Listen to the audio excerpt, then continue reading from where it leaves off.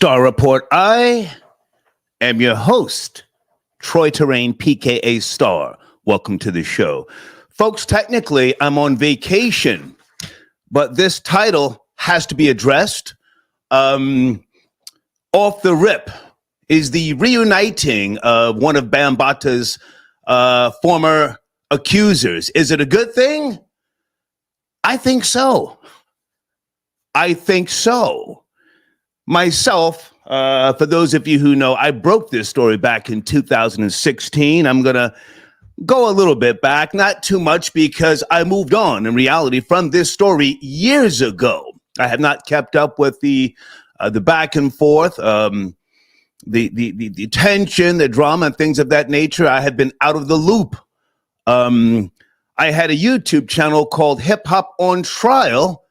I actually deleted that page months ago, less than a year ago. I said, this is not personal for me.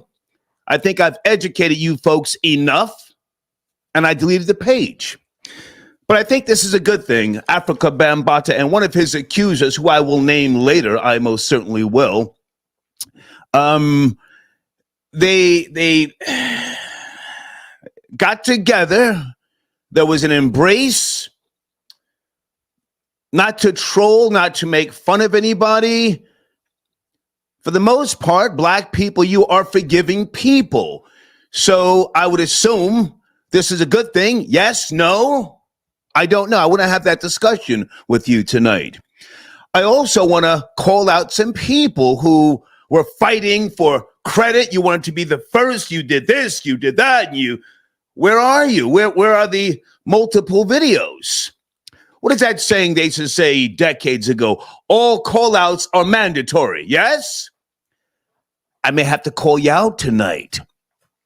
I didn't mind people, stepping up and, making false allegations and claims with regards to who broke the story. But for the record, when one of Afrika Bambaataa's accusers came to me, I wasn't interested. I said, I don't know.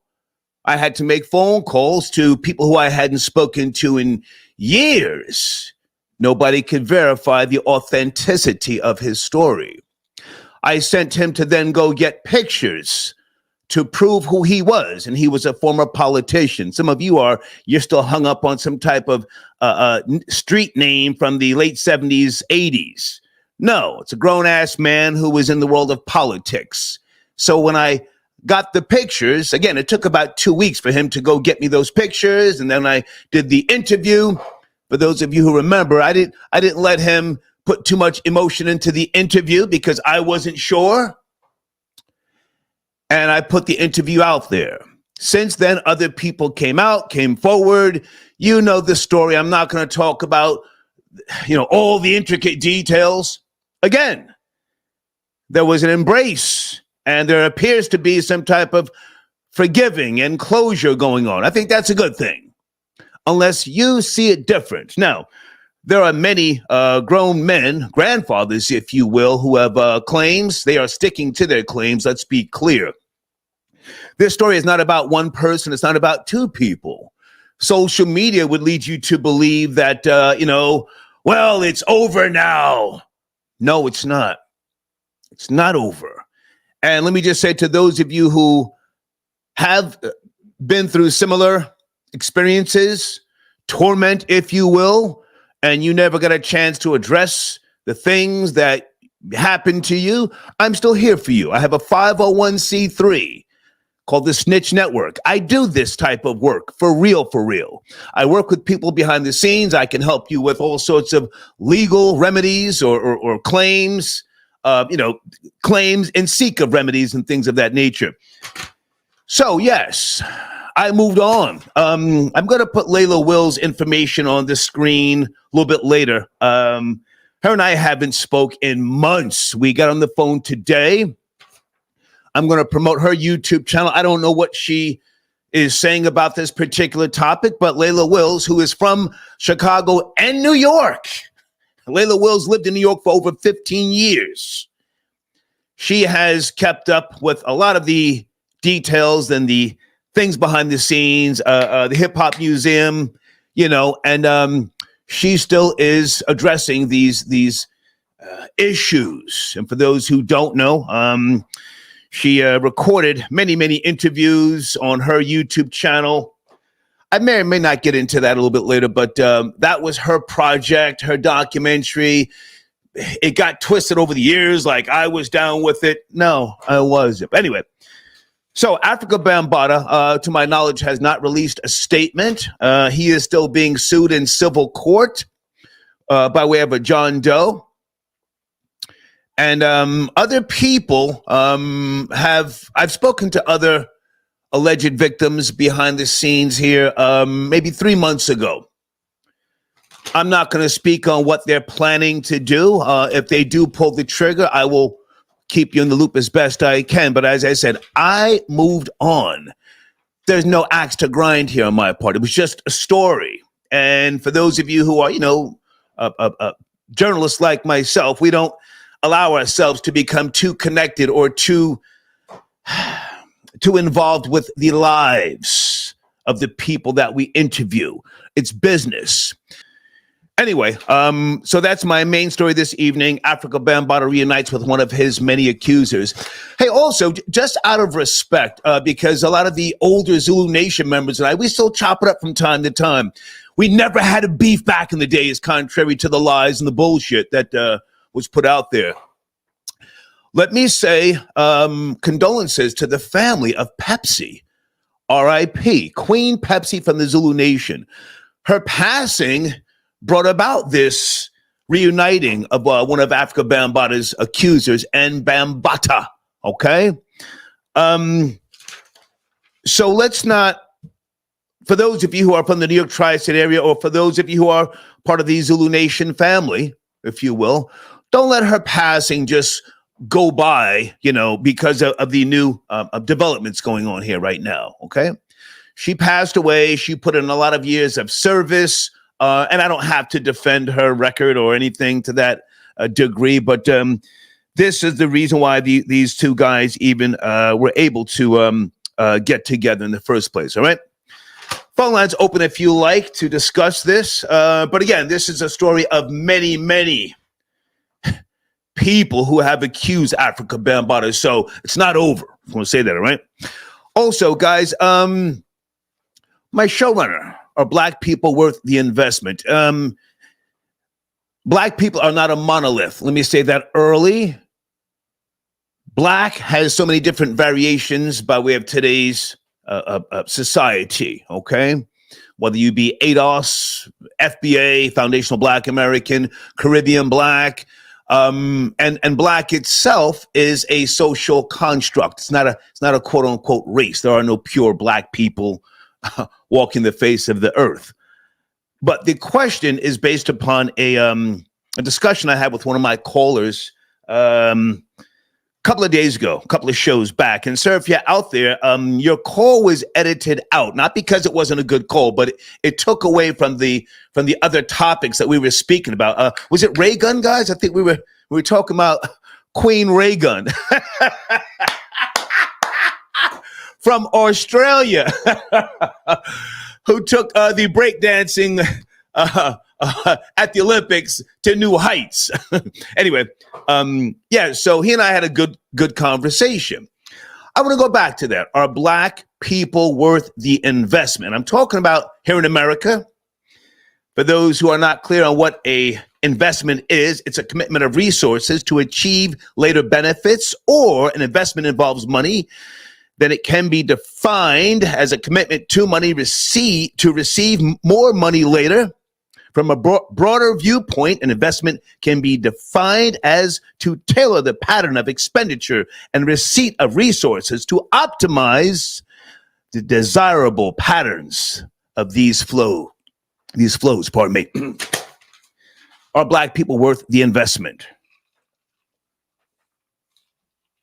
Try to put yourselves in the position of Congress and the president, if you will, because that's what it really comes down to, if you ask me. We are a race-driven society. Racist. Not everybody is prejudiced. I've broken that down to you before, but most people are racist, concerned with their own race. the government. Kamala Harris is not talking about reparations. We know this. Many people are still going back and forth. Is she black? She ain't black enough. She's only black when it's convenient for her. Well, she's been slithering about by way of black culture. Yes.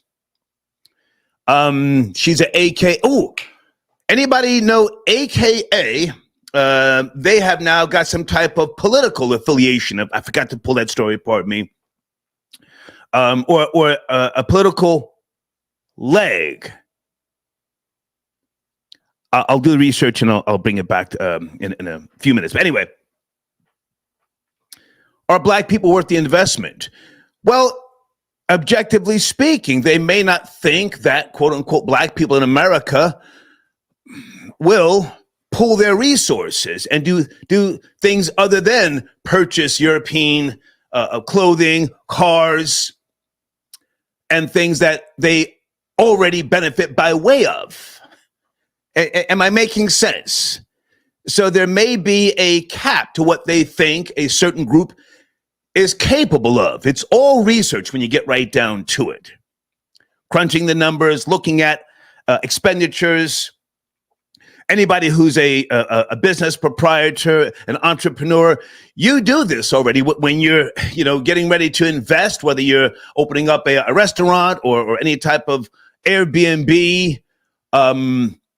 You have what's called projections, and you say, well, I know this group will come spend this amount of money. This other group will come and tear up the goddamn place. So who am I going to cater and tailor with regards to my investment? Certain groups just don't get along. Certain groups just don't get along. And don't forget to include Hispanics within this particular discussion. They are conveniently black. Yes? Conveniently black. So include them. Don't let them get away. Are black people worth the investment, okay? Area code 626. You are my first call. Good evening. Are you there? Yo, Star, what's good? It's been a minute. It's your man, CVR the Bard. You know what I'm saying? What's up, man? Good to hear from you. What's up? Okay. Yeah, it's been a minute. Okay, but I guess we're going to get down to brass tacks. You know what I'm saying?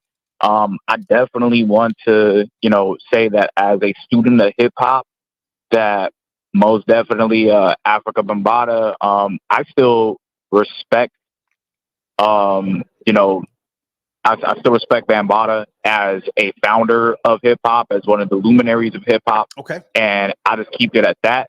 Mm-hmm. Now, as for are black people worth the investment? Yeah. I'd like to. Black people are not a monolith. Let me just say that again. And we may go back. I've broken down before exactly how many slaves made it to North America, there's different types of black people in today's world. Go ahead. I'm sorry.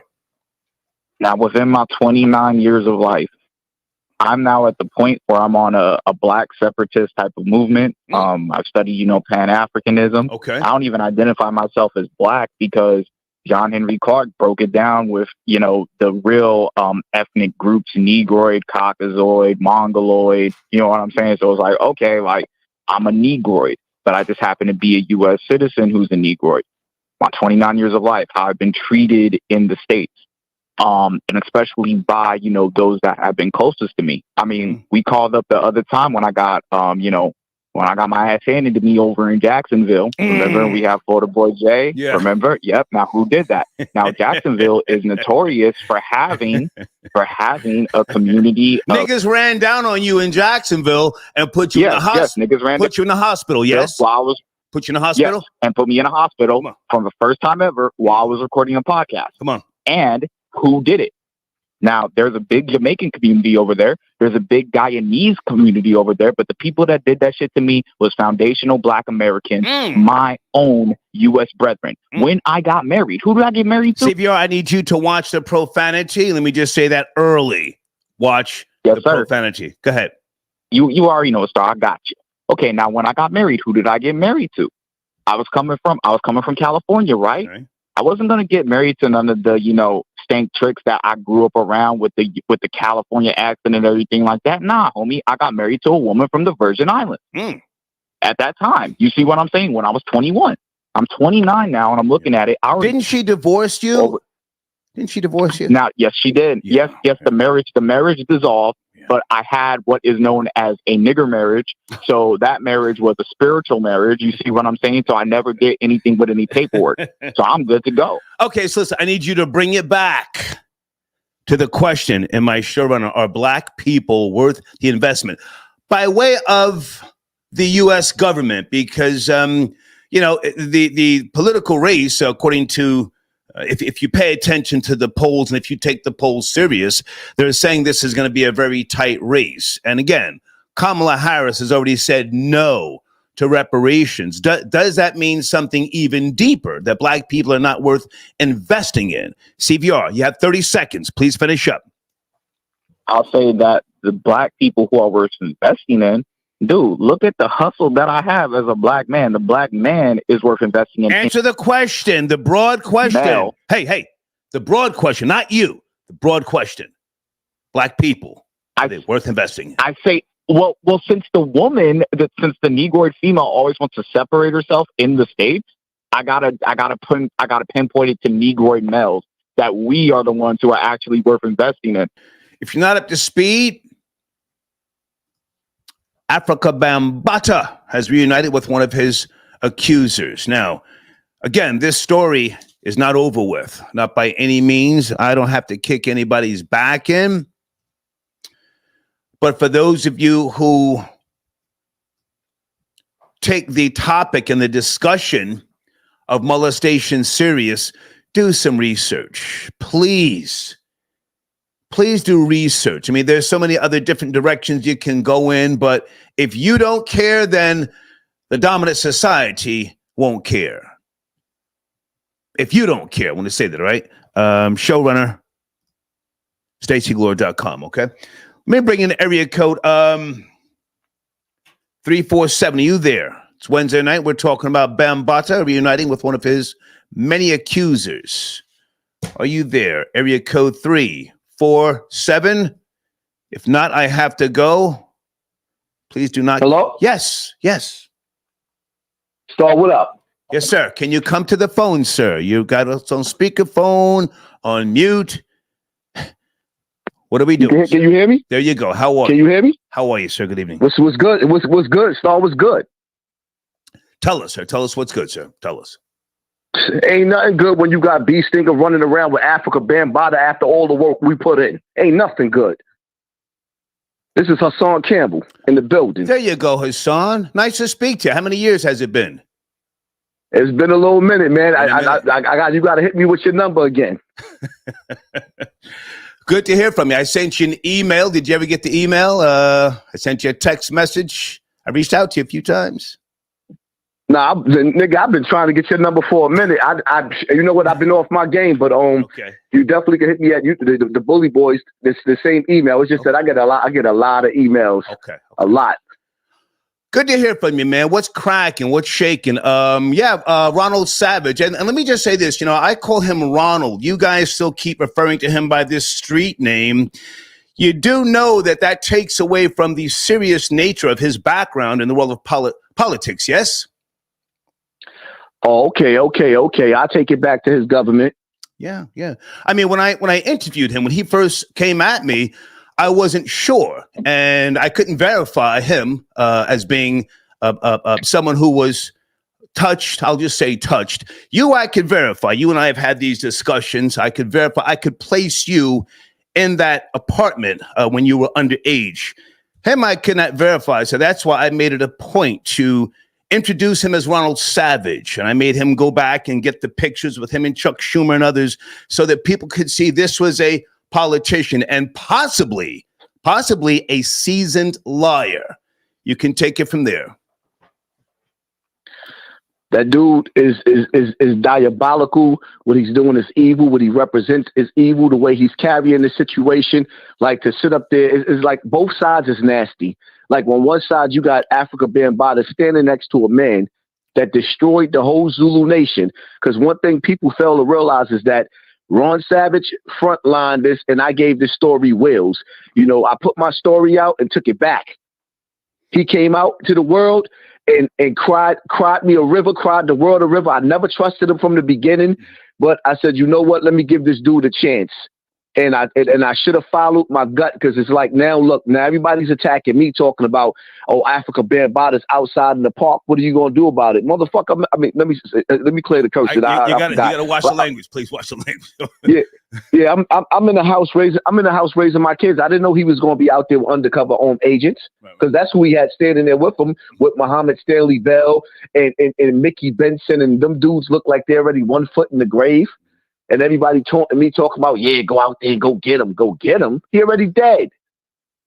Man looked like he done had a stroke.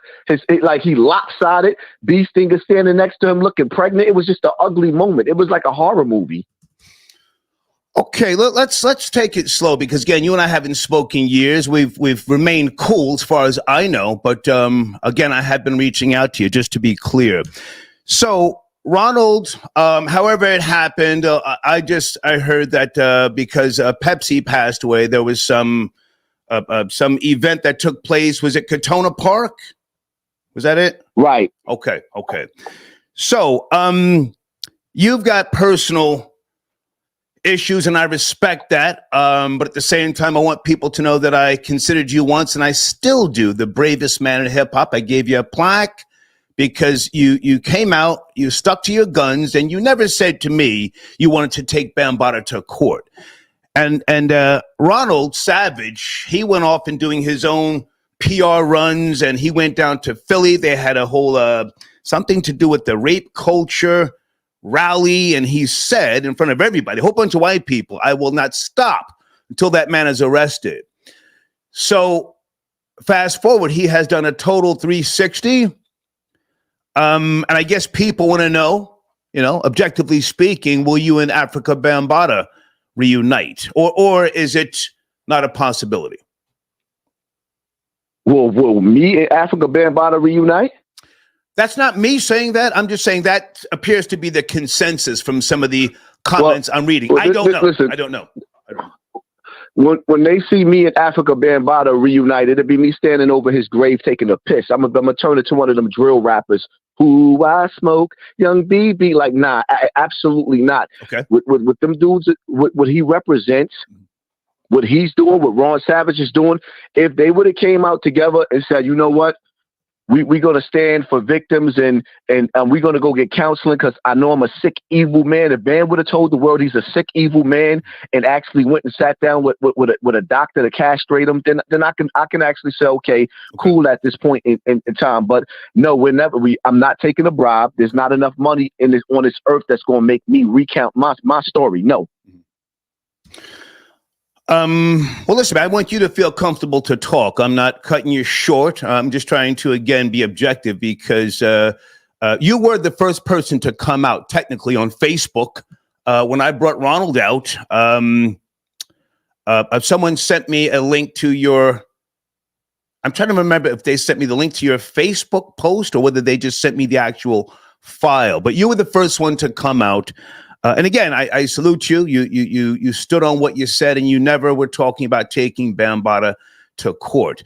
Ronald, on the other hand, many people, and the reason why I got really heated with him a couple of years back is because he was doing these publicity rounds claiming he's taking Bambata to court. He went on Doggy Diamond's platform and all these other platforms. And I said, well, damn, if that's what you're doing, maybe these other victims can follow your lead.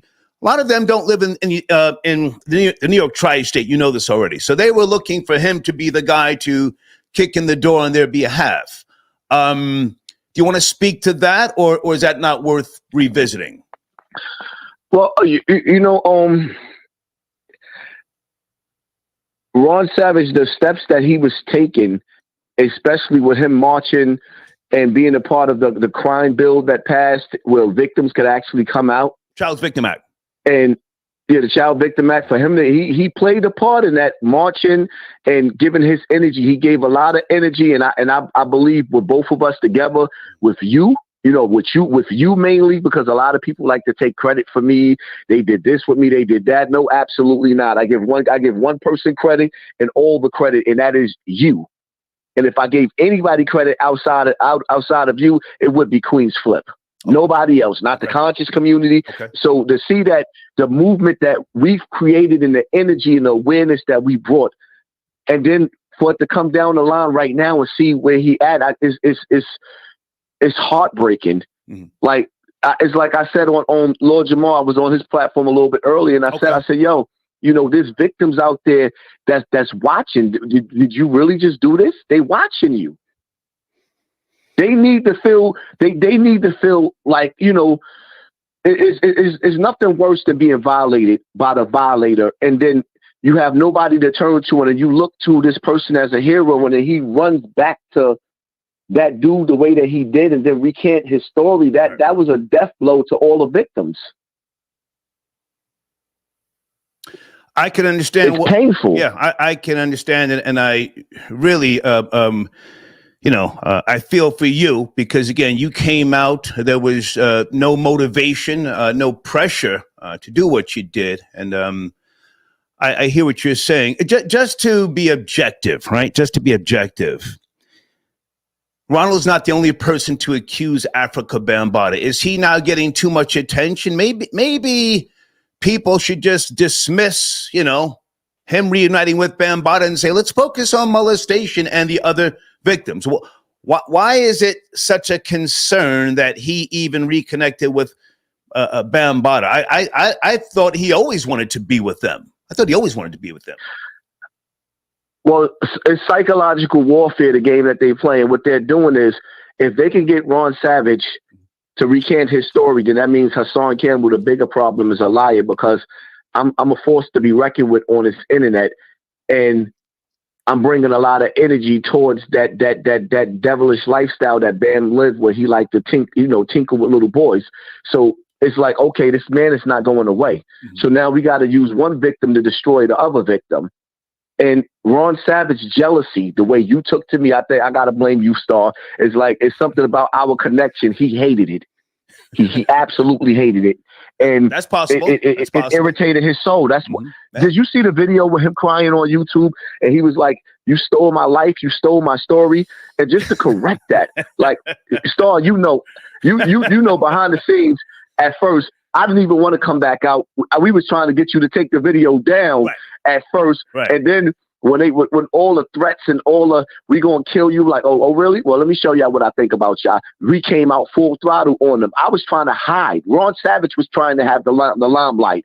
So me coming out after him to give his story Wills, for him to turn around and do what he did. So now you left me out for dead in your fight. Now you want to be friends with dudes that's only using Ron Savage until I go away. And once I disappear, now they're going to turn their eyes back on him, because they're not going to forget that he destroyed the Zulu Nation. You destroyed Afrika Bambaataa's reputation forever. And no matter how many platforms saying that he recanted his story, all of the victims didn't. None of the rest of the victims recanted their story. And that's the shit that's pissing me off. Don't sit up there and make it seem like all of the victims are liars now based off of Ron Savage. Ron Savage is they're using him to derail the rest of the victims, and because the rest of the victims don't have a face, it's only me standing here. If I can jump in there, that's not going to be allowed for him to go on platforms and denounce the other alleged victims. I spoke to them weeks ago, and if he continues to do that, there could quite possibly be a civil action lawsuit against Zulu Nation. They're not going to allow him to dump on them or to denounce the John Doe just because he patched things up. If he patched things up, hey, I wish him the best. But discrediting the John Doe, who does have a civil action right now, and these other grandfathers who came out and poured their hearts out to me into the world, they're not going to allow this. I do want to say that you're not going to be the only guy out there. Let me just ask you another question here, Hassan, because, again, we haven't spoken a couple of years now. So moving forward with regards to molestation, that's why I always wanted to keep this particular story. It kept going in different directions. But now the thrust of what people stood on 125th Street for. Salute to Captain Tazariak, Irritated Genie, King Simon, Sarnetta, Doggy Diamonds, and a host of others. Can you guys get back to that discussion? Can you guys have a rational discussion? I know there's a lot of tension still between you and Sonetta, but that's the bigger picture here: molestation. Well, if they came to the table with a genuine heart, I could sit down with anybody that's being genuine. But what I do understand when it comes to Afrika Bambaataa, some people that came along with this movement only came along to infiltrate for him. So they may have looked like they were standing out there and they was for the cause, but they really wasn't. Bam moves diabolical, just like what they did with B Stinger. You think they don't have more people to do that? How B Stinger just turned around and flipped and nobody seen this coming? No. Out of nowhere, and his number one assault, like what they're using B Stinger for right now is, if I say his name or Ron Savage, if I mention his name or use a thumbnail or say things about him, he's using lawyers to strike my page. So I can't even really talk about this dude. And so this is why he's baiting me, because he knows that he has a mental health issue, and he's using the lawyer to get in contact, Bam's lawyer to get in contact with YouTube, because he's being bullied and harassed. So I don't even say nothing about him no more. These are the tactics that they're using. Well, let you and I talk behind the scenes about that, because technically you don't have to use a lawyer to attack a video and or page. Do you remember years ago when you first started out on YouTube and I called you and I said, hey man, do you really want these people to take your videos and your pictures? Let me show you how to stop that. Do you remember me saying that to you? Right. Yeah. But you let them, and I said, well, maybe that's what he wants to do, so let me fall back. I fell back. But with regards to this discussion we're having now, he's a public figure. So I'm not worried about nobody attacking this particular video and or my page. And I don't think you should worry about that either. But there's certain guidelines that, you have to adhere to with regards to being a content creator. But let's talk behind the scenes if you want to discuss that further. What else do you want to say? Because it's good to hear your voice. Again, I want to make sure people know I'm speaking to, I know you as Poppy, but your name is Hassan Campbell, the bravest man who stood up once upon a time with regards to molestation. What else do you want to make clear here tonight?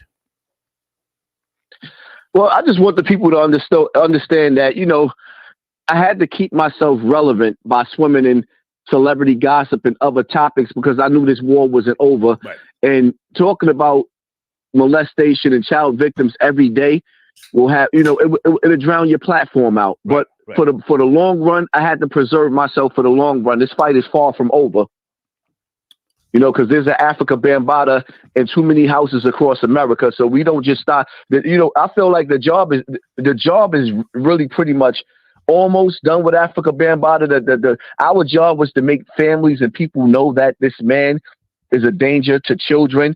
And a lot of America and a lot of people around the world, they know that now. If we can do more, yes, we can do more. But the first thing and the first steps is just to bring awareness to the situation, to let people know, like, listen, man, this dude is into little children.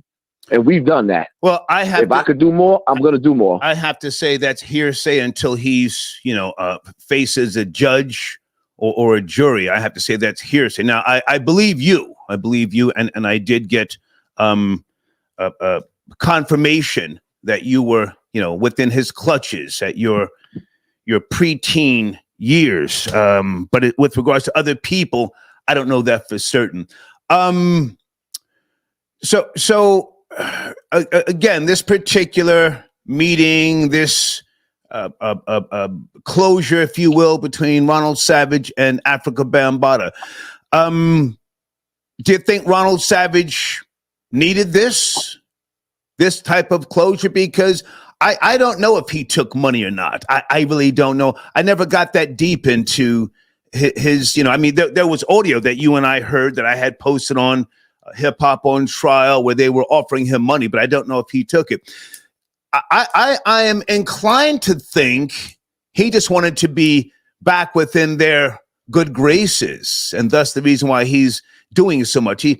I can't prove that he took money. Do you have any knowledge of that? I can't really prove that he took money, but what I will say is that I do feel like, Ron Savage, he's somewhat in fear for his life. He's not a tough guy. He wants to play tough, but he's not a tough guy. I feel like, part of it is because he's in fear for his life. And I also feel like, behind that hip hop museum, there's a lot of temptation for him to be a part of that, for him to be accepted, letting them sell his shirts and letting them be there at performances and parties all over again. For me, I'd rather die. Death is more beautiful than me standing there next to them niggas with no conscience. Right. Well, again, I believe you. And when who was that called me on the phone and was it Ike C, Smitty, and they were asking me to take your video down? Who was it? I forget. Was Mickey on the line? My guy Mickey. Mickey, Ike C, and Smitty, yeah. And you see, they were talking to me very respectfully, right? Because they know I'm stupid, and I just said, I said to him in a nice way, I'm not taking it down. And that was the end of the conversation. But I believe you, your pain, your suffering. Let me go on record and say again, I can put you in the clutches of Afrika Bambaataa. And I'm here to, if need be, for a deposition, to take the stand, whatever. I'm not sure about Ronald Savage. I'm inclined to think that he was not, a minor. I was born in '64, and back in the late '70s, early '80s, they were called Banji boys, gay teenagers, black and Hispanic, that dressed like normal heterosexual men. Let me say heterosexual, not normal. Heterosexual men. I'm inclined to think Ronald was just a Banji boy because he spoke about, and I have audio, I have him talking about this. He had multiple encounters with Bambata, and I never believed the story of molestation. I never believed it. Well, you know what Mickey Benson said on that audio? He said to Ron Savage, he said, you wasn't even around during these years that you claiming. Yeah. And, that also stood out to me. But, for the most part, when you listen to Ron Savage's story, where he described what Bam did to him, it's like, it was, it's definitely part of Bam's character. Banji boy behavior. That's what they used to call it back in the days. But Mickey Benson. Mickey. Last time I saw Mickey was right after I brought out Ronald and you. We were at Mama Jones' party in, I think it was somewhere in Teaneck, New Jersey. We were having a good time, talking, having drinks. We were at that party for an hour together. There was no tension, no drama. He introduced me to his beautiful daughter. Any chance on you and Mickey having a conversation? Never mind Bambata. I understand your pain as much as I can, and I believe you. Any chance on you and Mickey having a conversation? He's a rational guy. When I see Mickey, I'm gonna slap the shit out of him. Let's put that on the record. Okay. He better be ready to fight when I see him. So you wouldn't want Star to reach out to Mickey? I would on your behalf. No. I mean, Mickey already know what it is when I see him. It's like how he say I'm Baby B.O. I don't even understand why they feel the need to play with me on the internet, the little games that they played already. But he gonna have to stand on. He gonna have to stand on it. That's all. He gonna have to stand on it. I can when he see me, he gonna have to stand on that. Yeah. I can appreciate what you're saying, but at the same time, I know he's older now. He's not the Mickey from Once Upon a Time. So I would be inclined to think he would be open for a discussion. I don't know. I was just putting that on the table. What else do we need to talk about? Your platform, you've got a couple of different platforms. You got one of your other YouTube channels. What is it? I forget the name. Was it Everyday? Well, I just started up my own Snotbox TV, so I'm about to start going hard on Snotbox TV. Okay. I got my Hassan Campbell, Real Topics with Hassan, Raw and Cut with Hassan, and just keeping it funky with Hassan. Okay.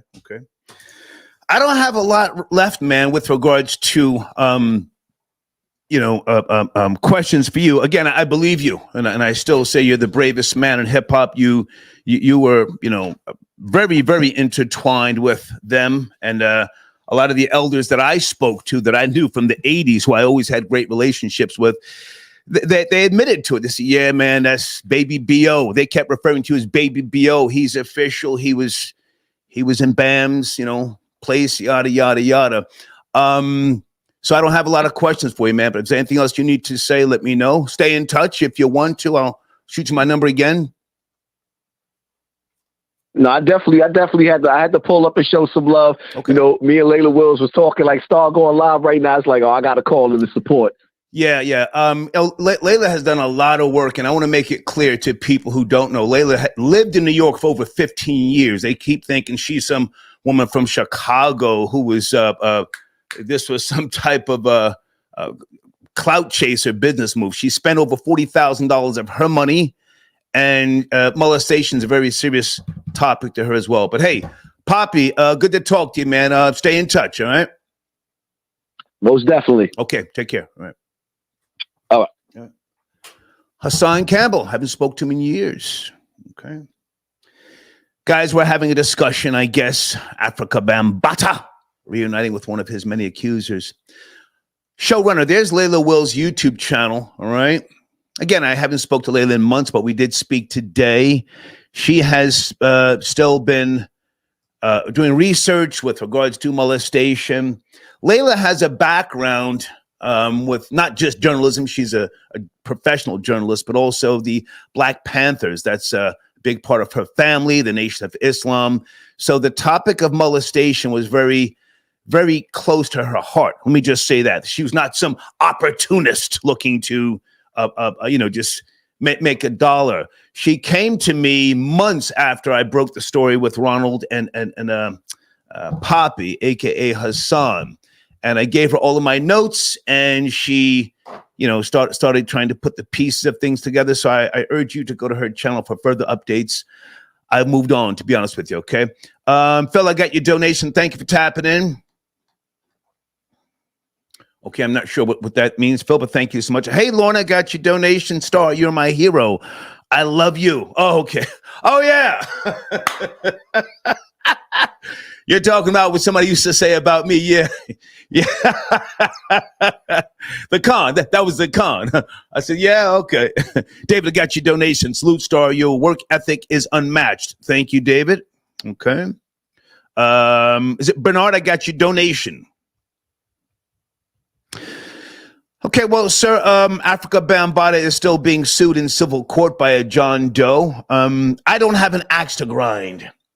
I still talk to some of the elders from New York who are, quote unquote, Zulu Nation members. So I'm not just going to be kicking their backs in, just to do it. Hold on a second. But thank you for your donation. Hang on a second. Okay, thank you, Deeds. I will check the pinned post at the top of the live chat. Hang on a second, guys. Area code 215. You there? Wednesday evening, we're talking about a few topics. 215. Yeah, I'm here, man. What's going on? How you feeling? How are you, sir? Was cracking? Was shaking? Let me get off speaker. I'm sorry. Okay, give me a I second. think this is a really sad day. Okay. For young Black males, for male Black youth. Okay. I think this is a very serious topic. Yes. I think a lot of times this goes underreported. Yeah. It goes unreported because it's not taken seriously. I think Hassan Campbell showed a lot of courage and stepping to the forefront. Mm-hmm. And I think what B. Stinger is showing is...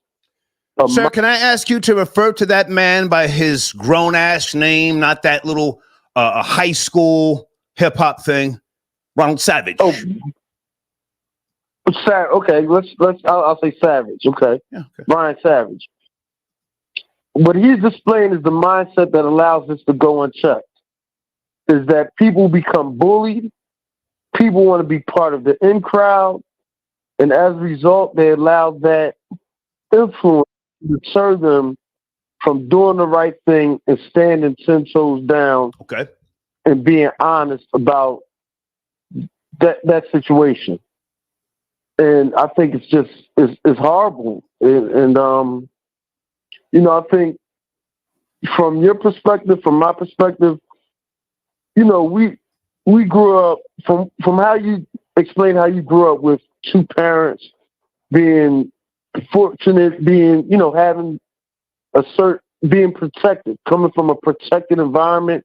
I also grew up in a protected environment.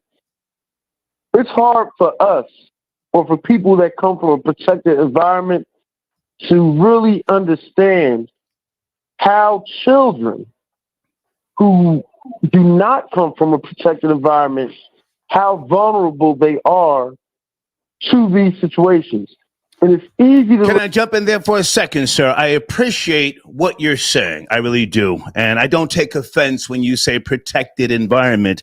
However, I grew up in the suburbs in the 70s, and I faced racism every day. Well, no, Hang on, sir. I let you speak. Let me speak. I let you speak. Now, if you're talking about protected, as opposed to living in the projects and being vulnerable for the wolves, I can understand what you're saying with regards to that, because I was a very spoiled suburban kid. I was playing Nerf football 1 o'clock in the morning in Sears parking lot when I was 11 years old. So, but here's the thing. Here's the thing. This story, I was reluctant to even interview the Ronald Savage because of the good relationship I always had with Zulu Nation. That was bullshit about me and them having drama. That was bullshit. It really burned a lot of bridges. I wasn't sure. I'm going to say that again about him. And I don't care now whether he lied or not. I moved on. But the topic itself, I respect what you're saying. It's very serious. How do we, the hip hop genre, if you will, how do we take more interest or notice to these particular cries from young black boys and girls? How do we take more notice? One is holding the people that are found guilty of those things accountable. Okay. The other thing is by embracing the victims, not ridiculing them, not making fun of them, not minimizing their experience, and just embracing them. Even if it was consensual. If it was consensual between a grown man and an adolescent child, they're still a victim. And it's about embracing them. Trying to support them in addressing the situation and getting justice for the situation. Okay. I would say those are two things off the top of my head. Okay. Also, in terms of, are black people worth the investment? Yeah, showrunner. Are black people worth the investment? Because, there's a lot of talk about Kamala Harris, reparations, which she said no to. Is she black enough? Yada, yada, yada. Are black people worth the investment? So there's no better investment that you can make than in black people. Okay. No better investment. Just about every business initially invests in trying to get black people to buy and support their product. They may pivot later. There's been networks, UPN, CW, all these Fox. Their initial investment was in black people, clothing brands, hip hop. There are if you look at the amount of just DJ technology that has been invented since the inception of hip hop, it's unbelievable. If I can jump in there for a second, because I want to bring other people on. I'm so glad you said clothing brands. Do you know that black people, for the most part, general consensus, don't support each other's clothing brands? They don't. They would prefer to purchase white European designers, whether it's carrier bags, footwear, suits. They would prefer to buy that stuff as opposed to something made from one of their own. That's a fact, Right. That supports my point. Yeah. So white European clothing brands should invest in making sure that we get reparations so that we can buy more of their clothes. But the question is coming from the U.S. government, not is it not? Is it worth it for a European clothing company to invest in black people? They still pay taxes. Okay. They still going to have to pay taxes. They might even put a tariff on them. Okay. Or whatever. The United States government is still going to profit off of the products that we buy if we get reparations. They will figure out a way to profit off of how we spend our money. Okay. No better investment. So there's no point in giving them reparations. No point. But no, that is the point. Okay. That is the point. Let me do with my money what I want to do with my money. Gotcha. If I want to blow my money, I can blow my money. If I want to invest my money in my future and in my legacy, then I can do that also. Okay. So I hate to cut short. I have to take other calls. You made your point. Thank you. You made your point. Yes, sir. Thank you. Penelope, I got your donation. Thank you for tapping in. Yeah, Penelope, I'm on vacation. It's hot as hell down here. I usually take my road trips after Labor Day. I am planning a trip. But with regards to this particular summer, I'm playing it kind of close to home for right now. Johnny, I got your donation. Thank you so much. Are you calling in, Johnny? I don't see you in the queue. Or my phone's working. 240. Where are you, Johnny? I don't see you.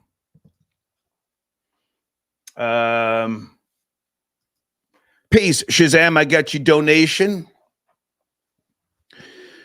Yeah, man, I became exhausted with the Afrika Bambaataa story, and I felt that I had done enough. Somebody else should pick up the mantle, if you will, run with it. But as I said, Leila Wills, go to her YouTube channel right there, youtube.com/@Leila Wills. I don't know everything she's talking about. I think she went live today, but I can say that she is a very good journalist. And what she did by way of passion. I don't like people calling her an opportunist. What she did was out of pure concern, okay? And I hope that that can be cleared up, if you will. Hold on a second. Johnny, are you calling back? I don't see you in the queue. Johnny, are you calling back? Okay, Deeds, am I okay? Is everything spelled correctly at the top of the live chat? Skylar Saunders, if you posted new content, let me know. Let me go back for a second since some of you were hitting me with emails. Yo, so are you going to talk about the Bambata situation?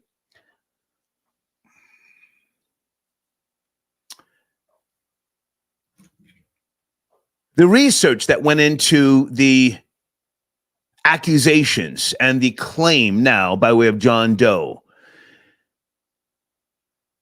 does it matter to you as an individual that this particular situation has fallen to the wayside? I would love to hear from someone. That guy just called in. He kept it real. I appreciate that. Does it matter to you? Let me also say, I don't know who he's beefing with, if anybody. Salute to Maine the Milkman. Do you guys know Maine the Milkman? Live chat behind the bar. For a while, Maine was the only person out there by himself. I had moved away from the story. Maine, are you out there? Do you want to call in? Maine the Milkman.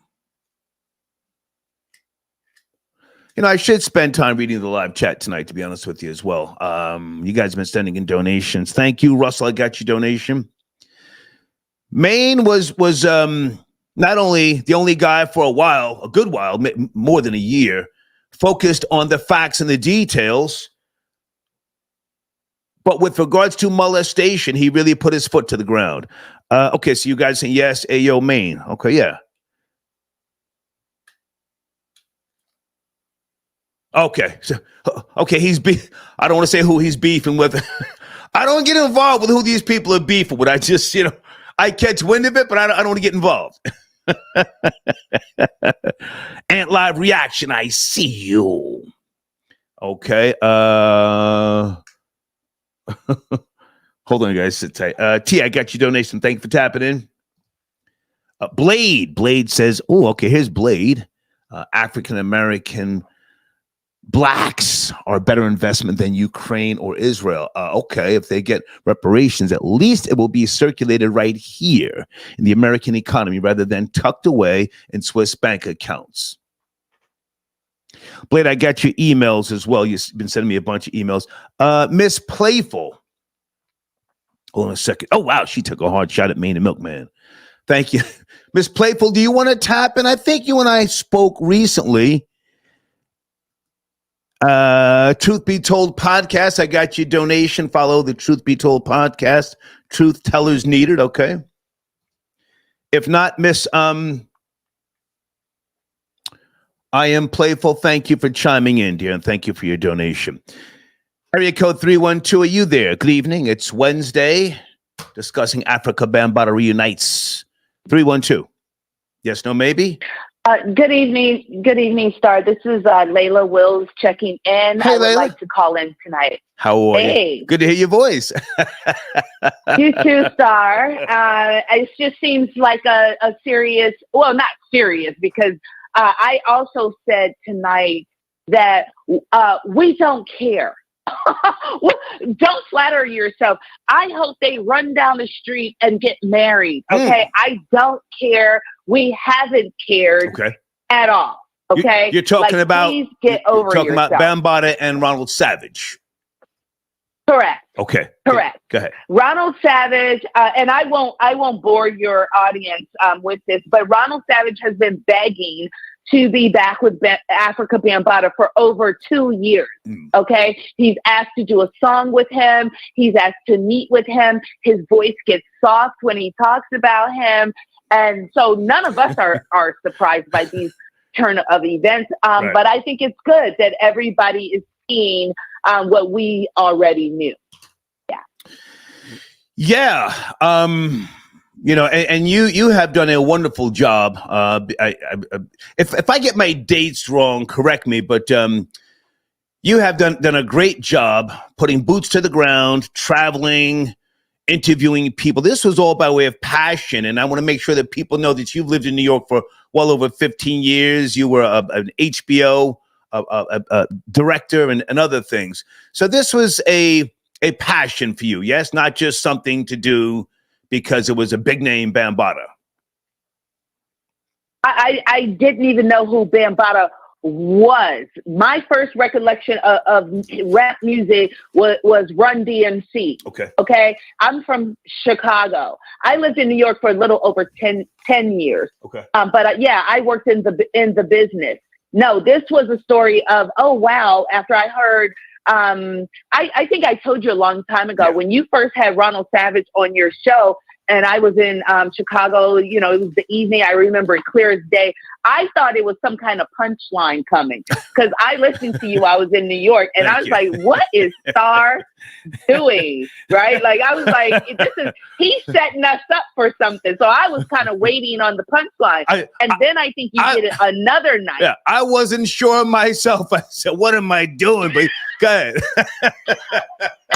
Yeah, so then I waited. Then you did it another night, and I was like, okay, this is weird because he's not gonna hold out on the punch like this long. Right. Then you had Hassan on there, and then I was like, oh, this is real. You know, I didn't know what you were doing at first. So yeah, it was a passion because I felt that I wondered if something like that could be going on with some of our youth here in Chicago. Like, why are they so angry? Like, what is maybe something has happened? So yeah, it just opened up a whole new learning experience for me. And I thought it was an extremely important story. There was no come up on this. Please, it's the opposite. It was a drain. It's a time suck. Goodness. It's a money suck. Yeah. It's emotional. I mean, who is going to come up on a bunch of greasy, nasty, over 60 pervs? Okay, easy. Leila, I want you and I to keep it professional because I know you are professional. I want to respect your pedigree. Yeah, just to be clear, let's take our time with this. There's no rush. I lost a lot of subscribers. The original videos, are not open to the public now. They've been put on private. I had them on my other channel that I deleted. I got exhausted. You know this already. Hip Hop on Trial. But the story itself, I lost a lot of subscribers, my audience started to dwindle away. Yo, what is all this molestation stuff? Yo, come on. A lot of the older Zulu Nation guys that I knew from my radio days, because we were always intertwined, so to speak, for business reasons. Those relationships had to, or they were strained. Can you speak to your footage on your channel right now? Let me get your information back on the screen with regards to the hold on a second. There it is. With regards to the outcries from grandfathers and men who didn't want to come out, and then I sent them to you, and you sat with them. Can you speak to that for a little while? Yeah. First I'm going to say that I remember you losing subscribers. I remember seeing the comments. I remember hearing the phone calls. So I just don't, anybody who thinks this was some kind of come up is delusional.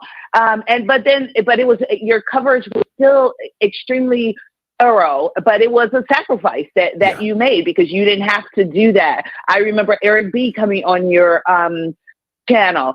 I ended up contacting you, and because I tried to get some of my media friends to cover it, even a 15-minute news story, and their producers would not do it. So I said, well, I'm going to do it. Yeah. And I contacted you, and you very generously shared with me your contact. And I made contact with the guys and others that you put me on to, and then started filming. But it was more, we did want it to end up to be a documentary or docu-series, but it was really an investigation, a hip-hop investigation. Yeah. Did you not say, we need a hip-hop investigation? I did. What happened here? I did. What happened here? I did a two shows. We need a hip-hop investigation, pardon me. And to be clear, you and I had no agenda together. You were working independently. I wasn't involved in the process of filming or anything. That was totally you. And I just want to be clear, because that false narrative has been put out over the years.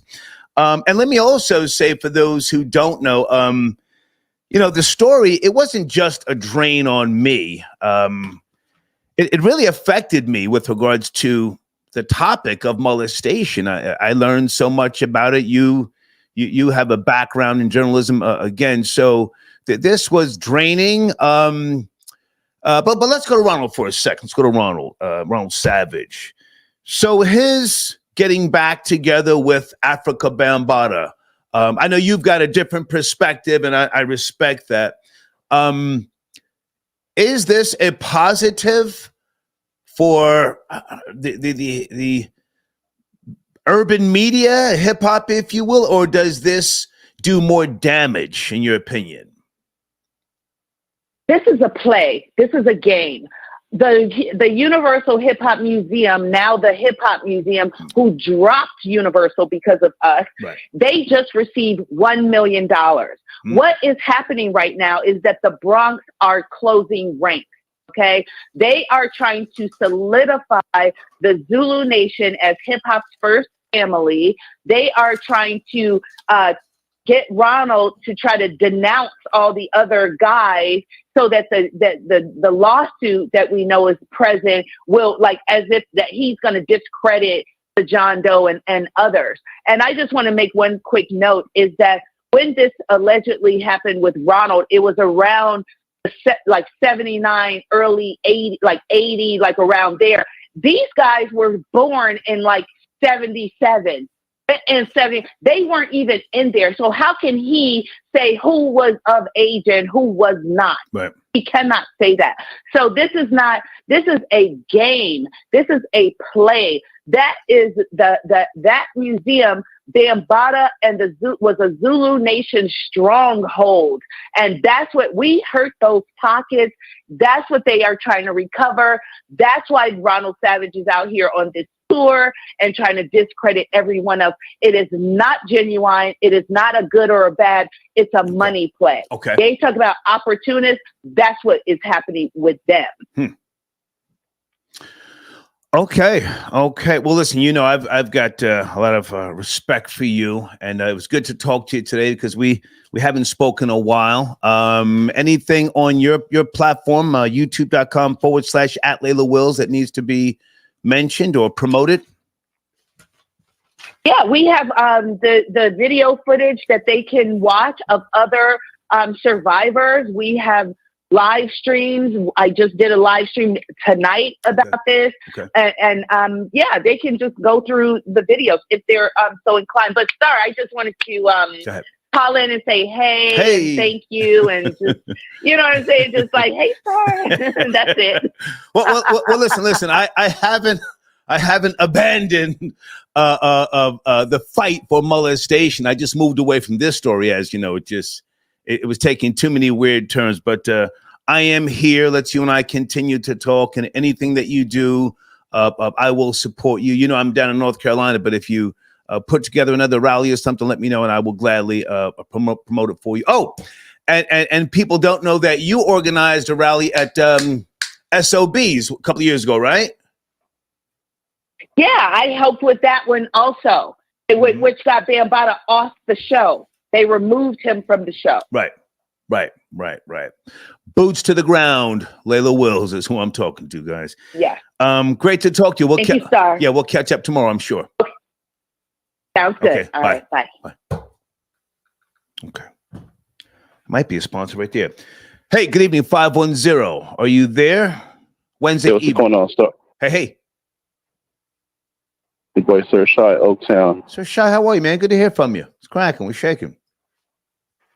Heard from the legendary Leila Wills and the flip-flopper Poppy, but easy. The man called in. Let's not, take shots. He's credible. You know what? We can hold Bam accountable. I'm just saying, when it comes to the Hip Hop Museum and the celebration of hip hop, I'm not sure Globe, Powwow, and Mr. Biggs had anything to do with it, but maybe let those guys can perform. You can take Bam out. He doesn't have to profit from it. But Tom Silverman and Globe, Mr. Biggs, Powwow, let those guys eat at least. And and that's just, I think that would be a good compromise, because everybody's saying it happened, it didn't happen. It happened, it didn't happen. So it's just too confusing for me as an audience. And that's just kind of where I see it. But I do appreciate you, Doggy Diamonds, and Leila Wills, and all your hard work breaking the story. But has Doggy Diamonds addressed this? Has he addressed this yet on his platform? I'll go to his platform now. I haven't spoken to him in a while. Because him and Poppy having issues, I don't think he's going to touch it yet. No, he has to. He has to. Well, actually, no, he hasn't posted about it yet. Probably tomorrow. Right now the big dogs is going first. Well, listen, he and others organized that rally on 125th Street, so we have to hear from him. I'm on his platform right now, Doggy Diamonds TV. Okay, no, he hasn't yet, as far as unless it's in his video now. But anyway, so you were saying, Shy? Go ahead. I'm actually looking forward to 10 Toes Down. I'm looking forward toward his video about all this, because I do want to see a different perspective. Okay. I'm also waiting on Sean Eder and Red Pill and Blue Pill. Okay. Those guys.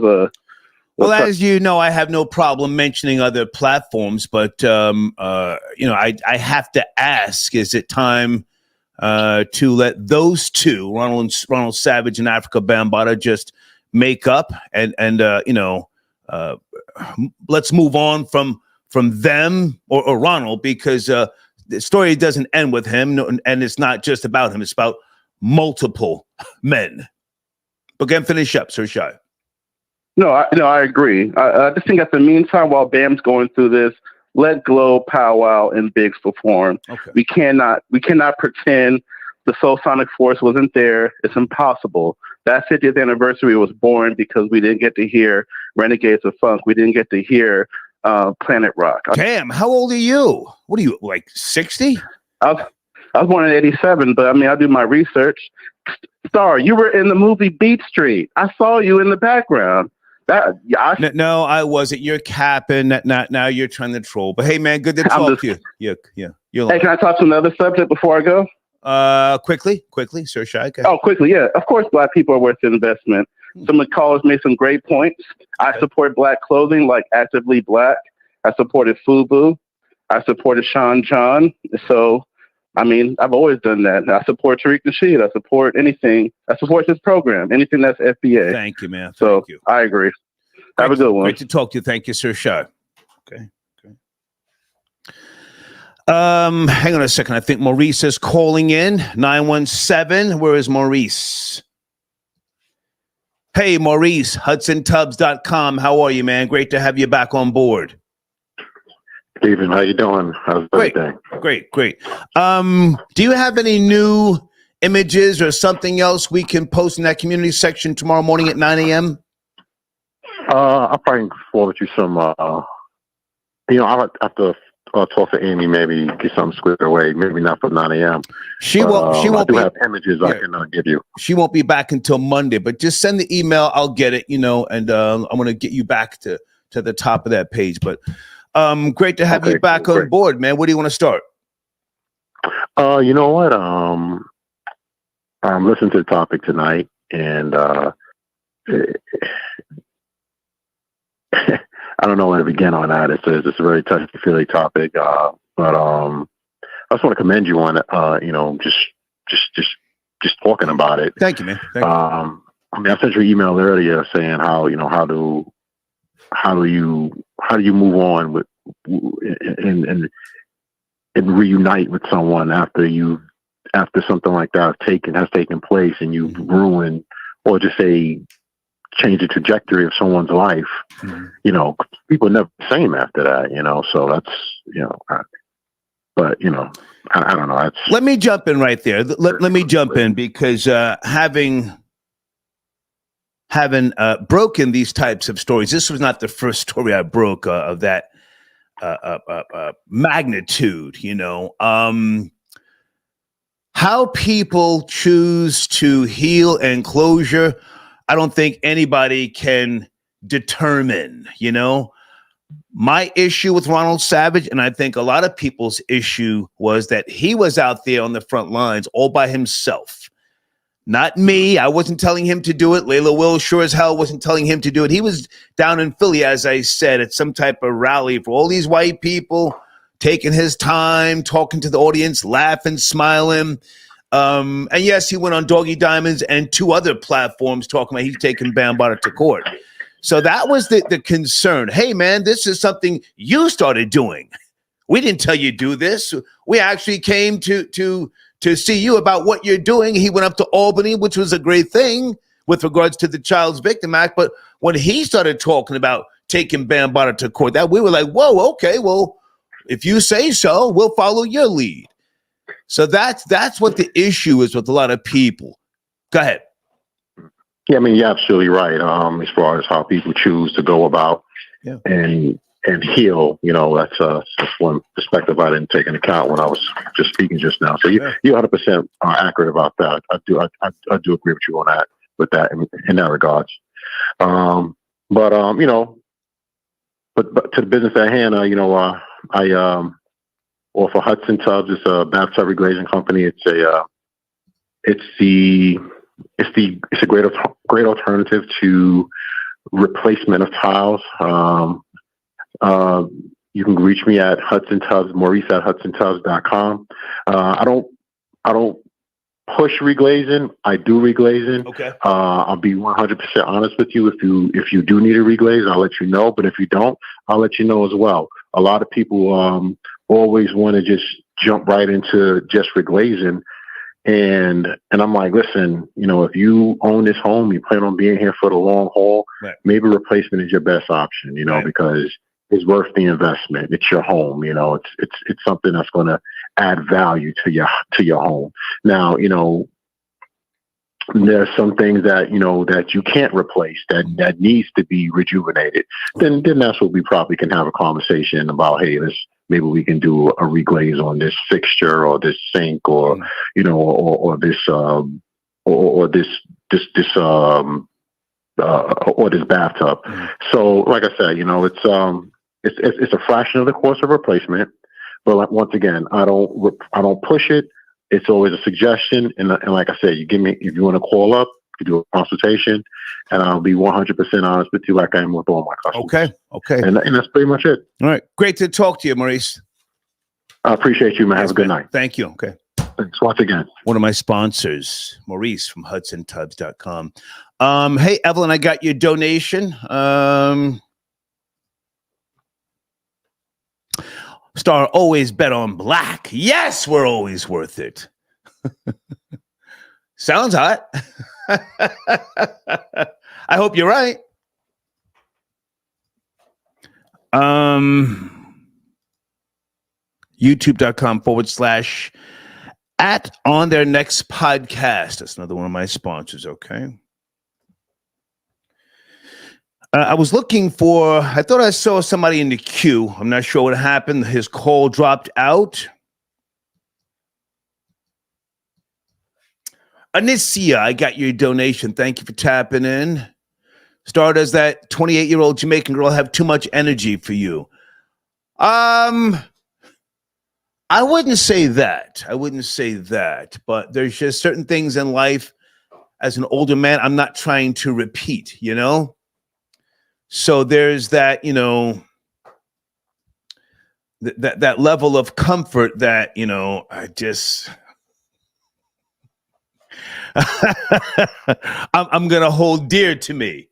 And truthfully, I think the whole the nap thing weirds her out. Anybody in the live chat take naps on a consistent basis?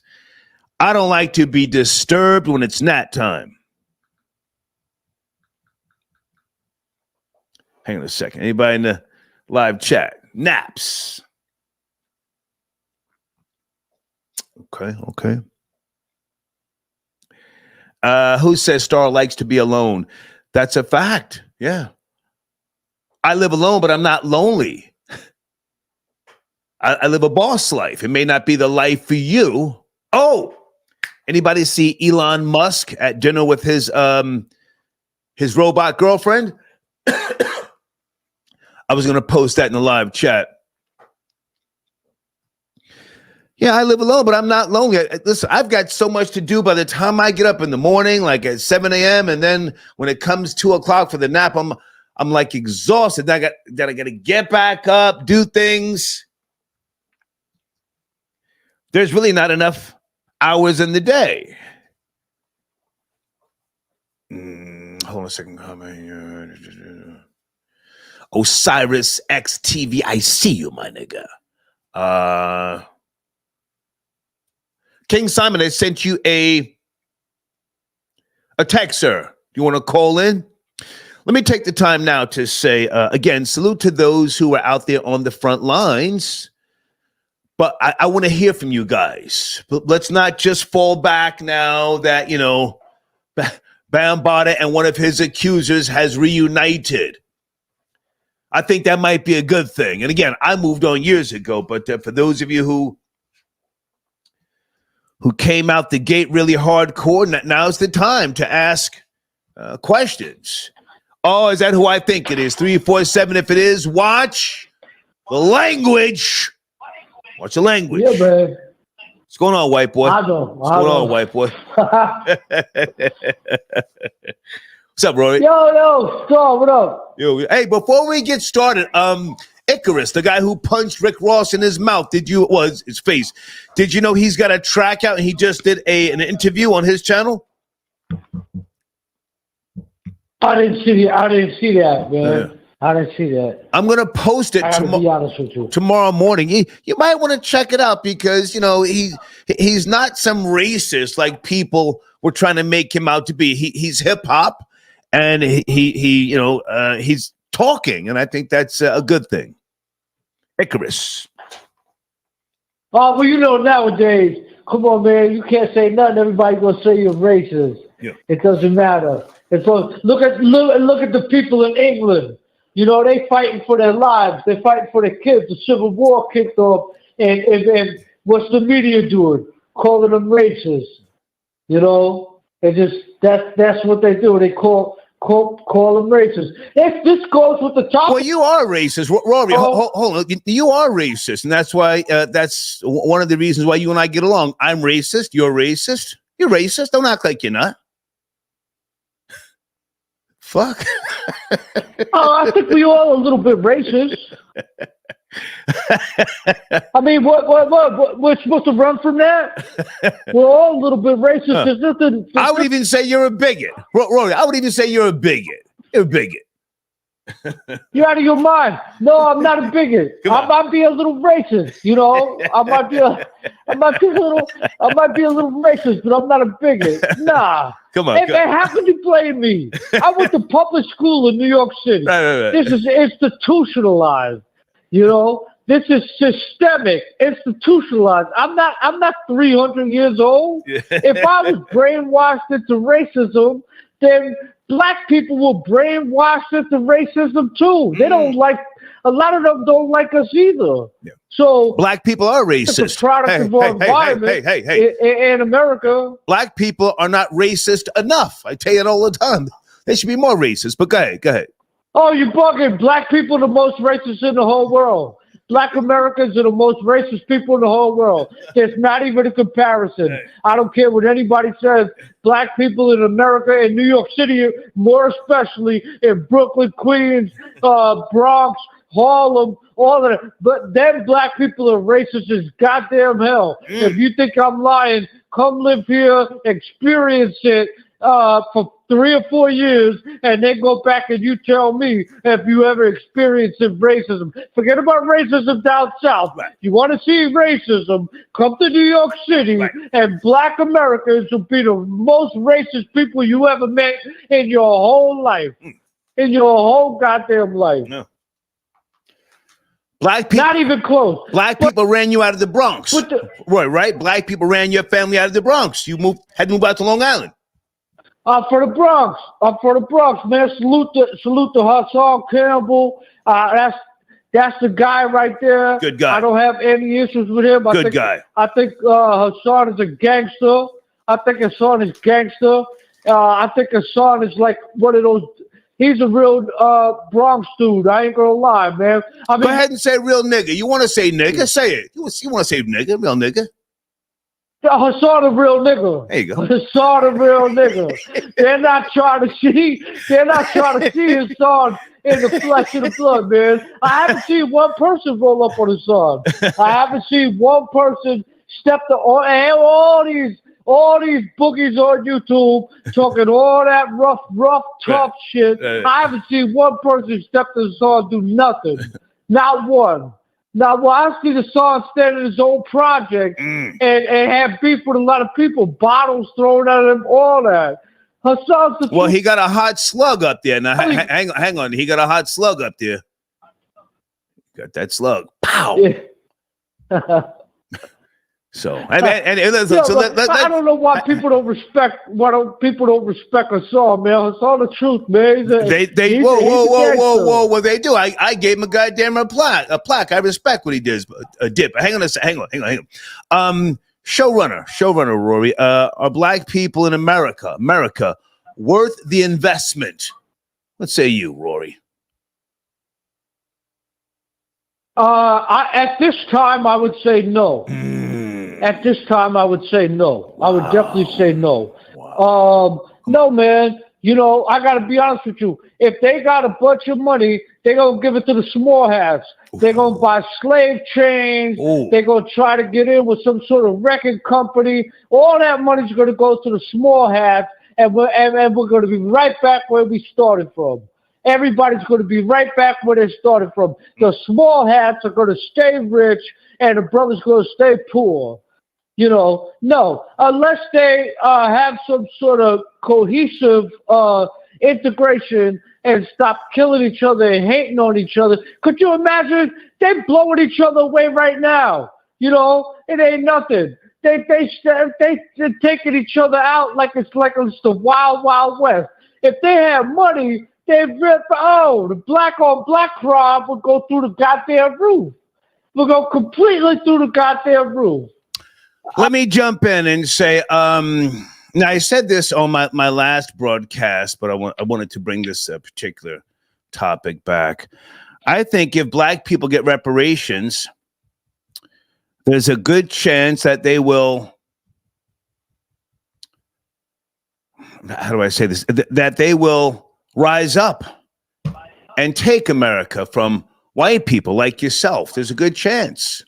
Once you get the money, the power, the resources, that then you start to think. So you think, wait, hold on, stop. You start to thinking different. As a collective, wait, hold on, just to be fair. You think as a collective across America, that the Black American community, if they got a bunch of money individually and were able to do whatever they wanted to, that they would prosper and do the right thing and be able to take over this country?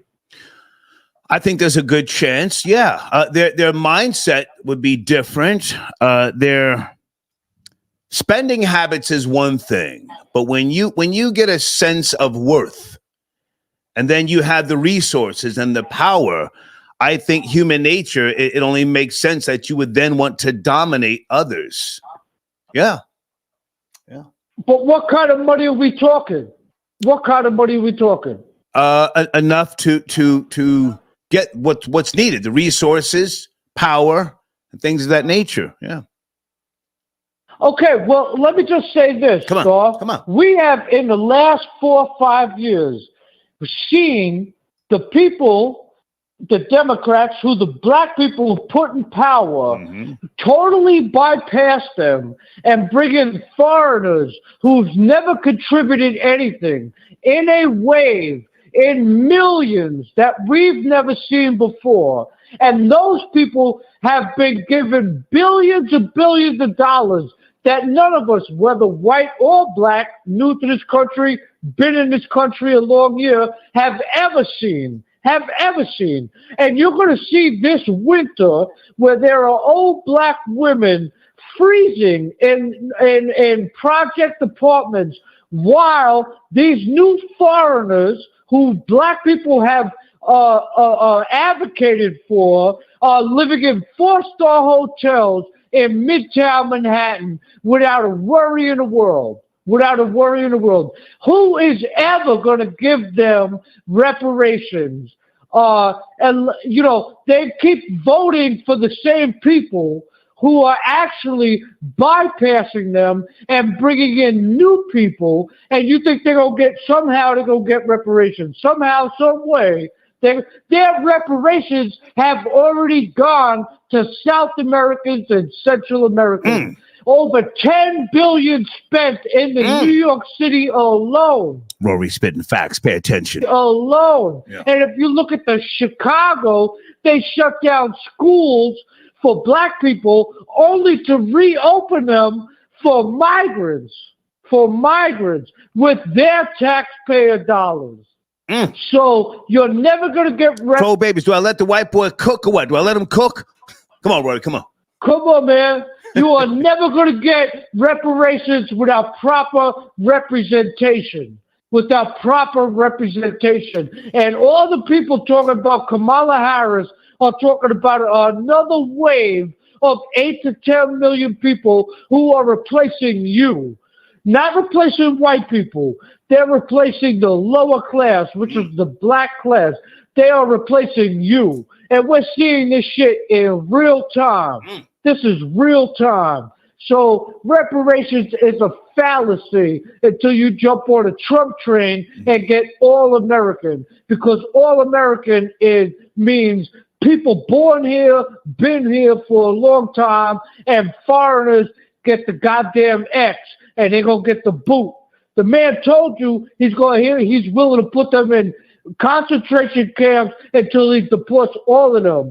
And the other bitch, the chameleon Harris, who could be any old color she wants to be, depending on the room she walks in. Code switcher. Is bringing in the rest of them. Right. Yeah. Hey, I think you've said a mouthful, Roy. I don't know where else to go from there, man. Good to talk to you. All right, Scott. So, okay. All right. It's my homie, white boy Rory. Deeds, are you out there? What's going on with AKA and political? Political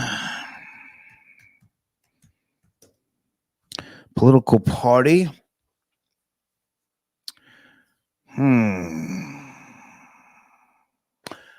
Alpha Kappa Alpha, the sorority, in case you don't know, they have launched a political action committee. That's what I was looking for. Now, that's what Kamala Harris belongs to. Alpha Kappa Alpha. That's those real bougie black girls. I've had some Alpha Kappa Alpha coochie back in the days, maybe 6 or 7 of those females.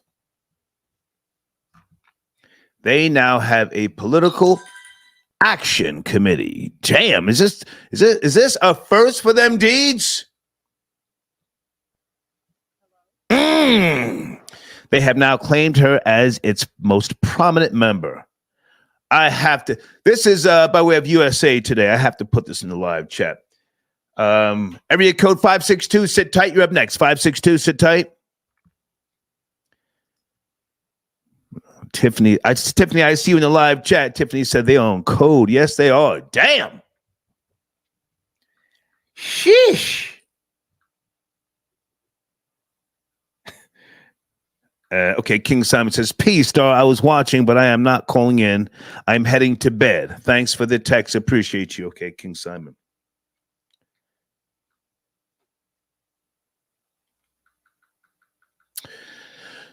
Uh, 562, good evening. You're calling in from California? Yes, no, maybe? 5. Yes, I am. Hey, who's this? Hi, how you doing, Star? This is Evelyn. I was listening to you. Listening to your friend Rory. How are you? Just go off the rails. Like I told you, I kind of had the same upbringing that you did. Okay. And everything. Okay. Black, he doesn't know that black people back in the 50s, 60s, and early 70s, they were owners of their homes. Most of them, they were working towards owning their homes, and a lot of them owned their own homes.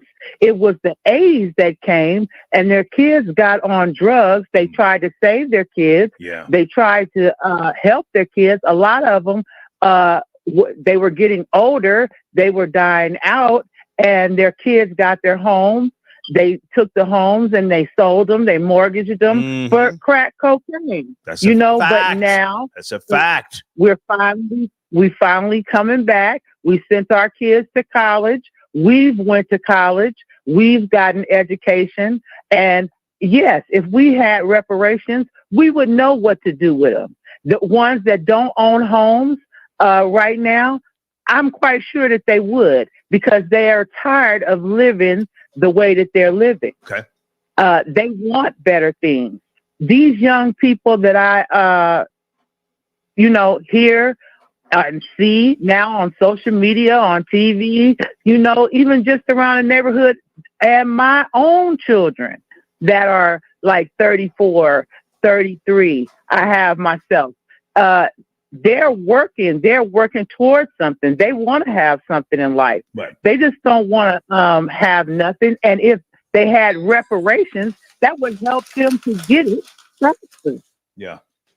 I don't think they would just take the money out and blow it. Now, I'm not going to say that they're not going to buy a Jordan or two, because they do that now with their own paychecks. But my son... Evelyn, if I can jump in for a second and champion what you just said. A lot of baby boomers from my generation, there was high hopes and expectations of them. And you're right. Coke, crack took a lot of baby boomers down. A lot of really, really good people that I came up with. And as you just said, they lost their parents' homes, and just were kind of disappointing. And I just wanted to point that out, because that resonated with me. I knew some friends who, in the 70s, they showed so much promise, and then when they got into the society, lost every damn thing, and just their lives went from sugar to shit. Right. And a lot of those people, their families even own businesses. Right. You're right. So that's why I can't just kick in the backs of today's generation. I mean, has society gotten dumber? Yes. But at the same time, this is not the Coke generation. They're smoking synthetic weed and popping counterfeit pills and stuff, but that was a nasty, disgusting drug, cocaine. Go ahead. You were saying, dear? Go ahead. I just think that every Black person out there now is not going to just take, if they were to receive reparations money, that they're not going to just take it and blow it all on gold teeth and chains and just nothingness.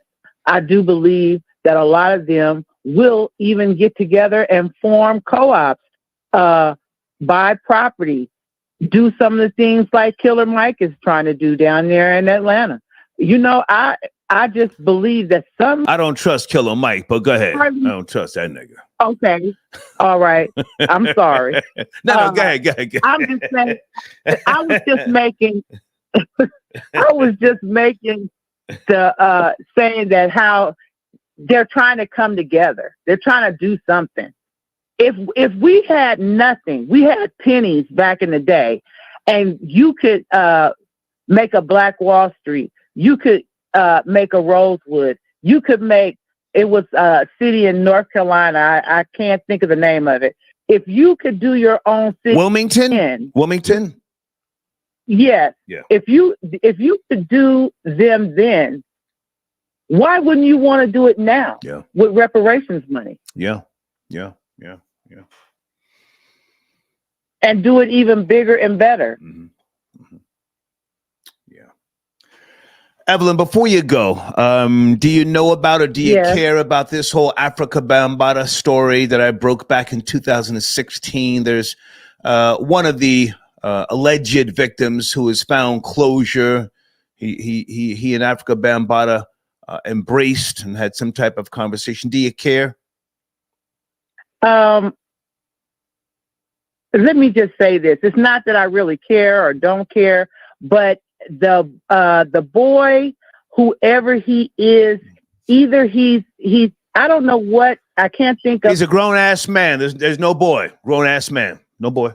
Okay, well, the grown man now that is recanting his story, the one that's recanting, and he wants to get back with Bambata. Do you think that he is he going back with his lover? Is that what it is? Is that what is happening? That's a good observation. Hang on. That's a good observation. I don't know, but that's a good observation. Is he a victim? Yeah. Is he a victim? Sometimes you're a victim. When you're a victim, you fall back with the person. Yeah. Or is there some money involved somewhere that now that they can all get together and try to make peace and get some money? Yeah. It could be a number of things. I don't know. I don't really know too much about Afrika Bambaataa.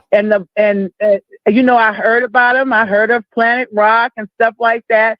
But anybody that is doing anything to kids, they deserve what they get. Got you. Evelyn, I got to take other calls, baby. Good. Great to talk to you. Thank you very much. Great to talk to you, baby. Thank you. Bye-bye. Bye.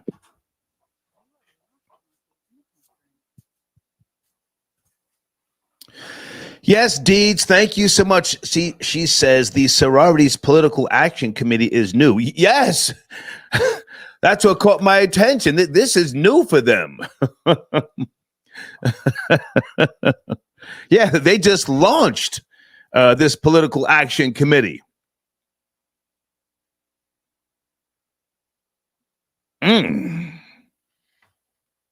Kamala. Salute to Ricky Smiley. He and I exchanged pleasantries on social media years ago. I like his show. You know, I've heard his morning show. I don't have to agree with everything he says, but I think his voice is very necessary. He's very upset that people are not supporting Kamala Harris. Yes, guys? Anybody want to call in with regards to that?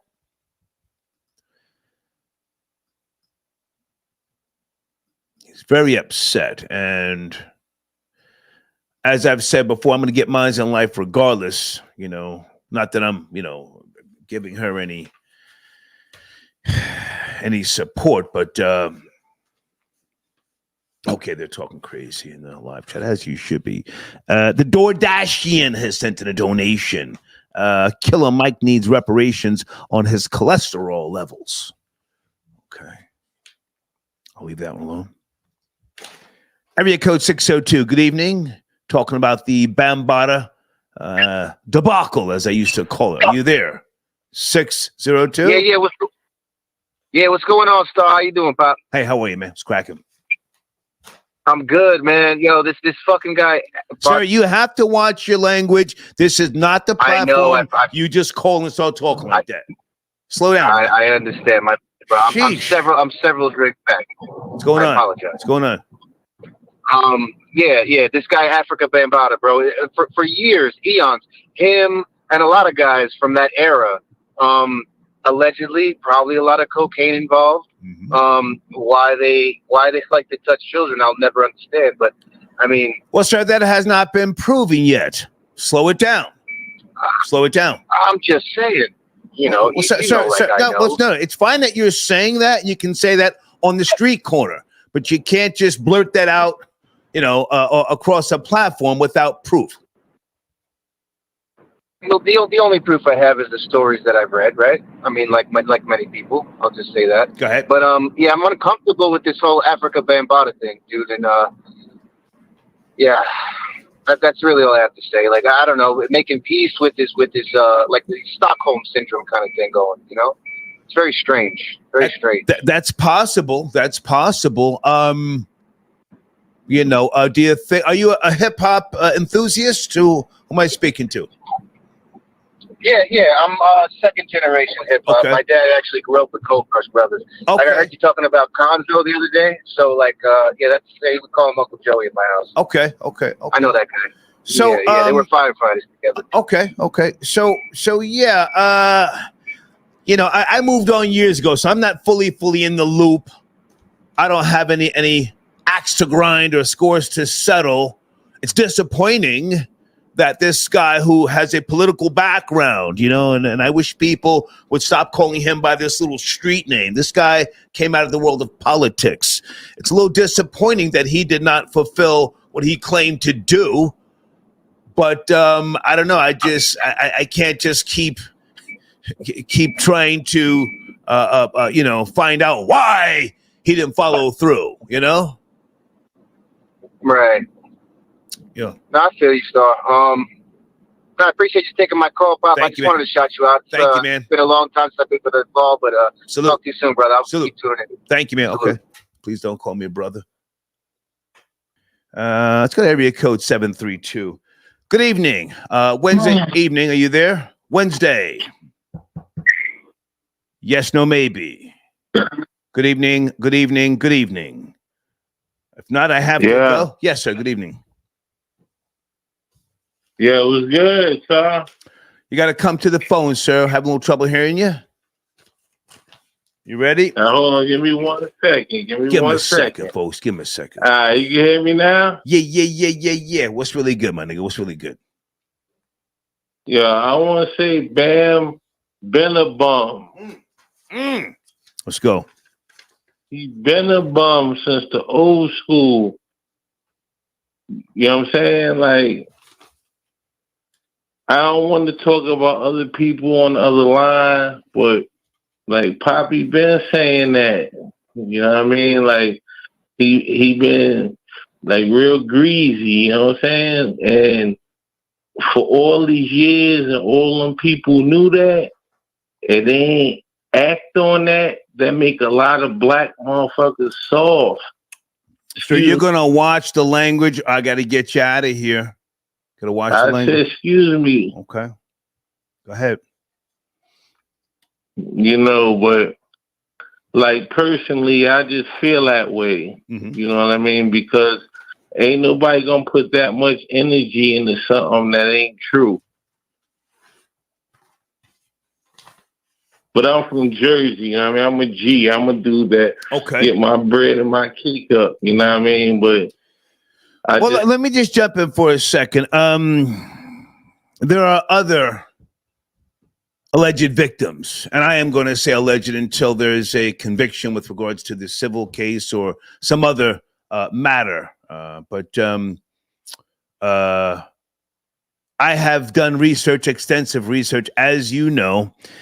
And Bambata has only addressed this, to my knowledge, with Lisa Evers, and it doesn't sit well within the quote unquote black community.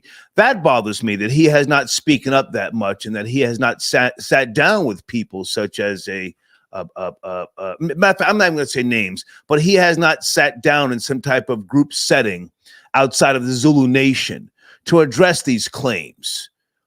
What do you think of that? Right, that's because he know it's true. He know it's true. It's just like Diddy, like you know he guilty already. You know what I'm saying? That's why he came out with that lie, like, "Oh, I apologize, I apologize." And then you see the video and you see the devil in everybody. You know what I mean? It's the same thing. You know what I mean? I could see it a mile away. I'm from Jersey, bro. You know what I mean? I could see things like a psychic. You got your third eye open. Now, hang on a second. Are you from the projects by any chance? Nah, I ain't from no projects. Well, the reason why I asked you, hang on a second. The reason why I asked you is because people have a tendency from the quote unquote projects to overlook certain things. Not saying that it's right, but they overlook certain things. And the reality of this story, it got to me as a man, because, you know, I always looked at the projects, you know, not in the best light. I mean, I've run through the projects for decades, but this story and this reality of what happens to young people, it bothered me. So if you're not from the projects, any experience with children who deal with that type of sad reality? Well, I know people from the projects. I hung in the projects. I've been in the projects. Okay. I'm not from it, but I can relate. Okay. You know what I'm saying? So I know how it is when things are, you know what I'm saying? So to me, I feel like Bambata's scum. Okay. He like scum, like something on the bottom of your shoe. It just don't sit right. And when you always trust your gut. But anyway, I just wanted to say what up, you know what I mean? Because I've been fucking with you forever. Thank you, sir. You're cursing. I got to get you out of here.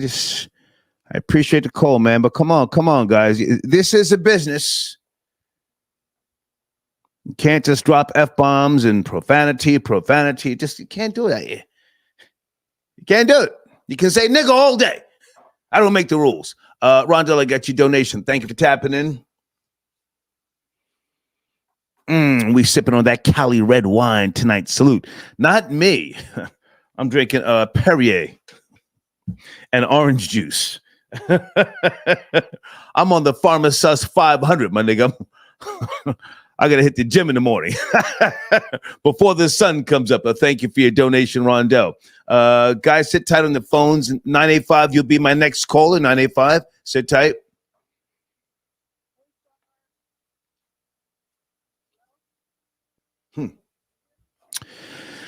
Oh, man. That's a very sad story. Do you want to call in, young lady? I got your donation. Please don't say any names. Someone just sent me an email with regards to her pain, her truth. Call in if you like. You know, the tempo of tonight's show is a little bit more serious than others. The topic is it's still very concerning to me. You know, area code 985. Good evening. Are you there? Late night 985. Yes. Hey, Star. How are you? Hey, good. Who's this? This is Don. I'm calling you from New Orleans. How are you? Hey, Don. Good to hear from you, baby. Where do you want to start?